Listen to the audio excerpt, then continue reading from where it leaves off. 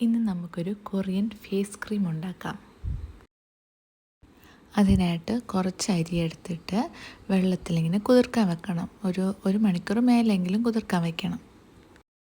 നന്നായി വാഷ് ചെയ്തിട്ട് വേണം വയ്ക്കാൻ വേണ്ടിയിട്ട്.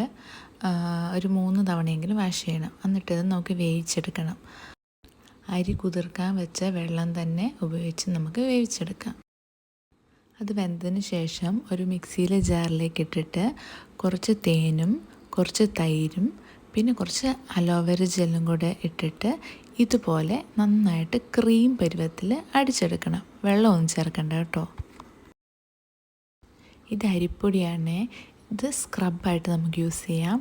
ഇതിലേക്ക് പാല് വേണമെങ്കിൽ ചേർക്കാം. ഞാനിവിടെ വെള്ളം മാത്രമേ ചേർക്കുന്നുള്ളൂ. മുഖം നന്നായിട്ട് വാഷ് ചെയ്ത ശേഷം ഈ സ്ക്രബ് ഇട്ട് കൊടുക്കണം. ഇത് ഭയങ്കര അമർത്തിയൊന്നും യൂസ് ചെയ്യരുത്. ചെറുതായിട്ട് ഒരു മിനിറ്റോളം നമ്മളിങ്ങനെ സ്ക്രബ് ചെയ്ത് കൊടുക്കണം.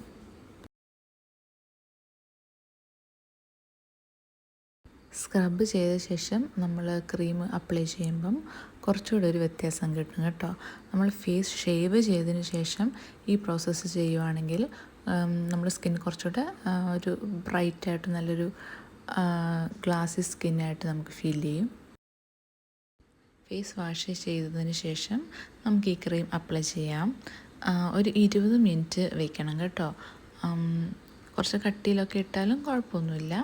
നമുക്കിത് സ്റ്റോർ ചെയ്ത് വെക്കാം. ഫ്രിഡ്ജിൽ നമുക്കിത് സ്റ്റോർ ചെയ്ത് വെക്കാം. ഒരു 2-3 ഡേയ്സ് വരെ മാക്സിമം വെച്ചാൽ മതി. നമ്മൾ എന്ത് ഹോം റെമഡി ചെയ്യുന്നതിന് മുന്നേ ഒരു പാച്ച് ടെസ്റ്റ് എന്തായാലും ചെയ്യണം കേട്ടോ. അപ്പം നമുക്ക് ഓരോരുത്തർക്കും ഓരോ സ്കിന്നല്ലേ.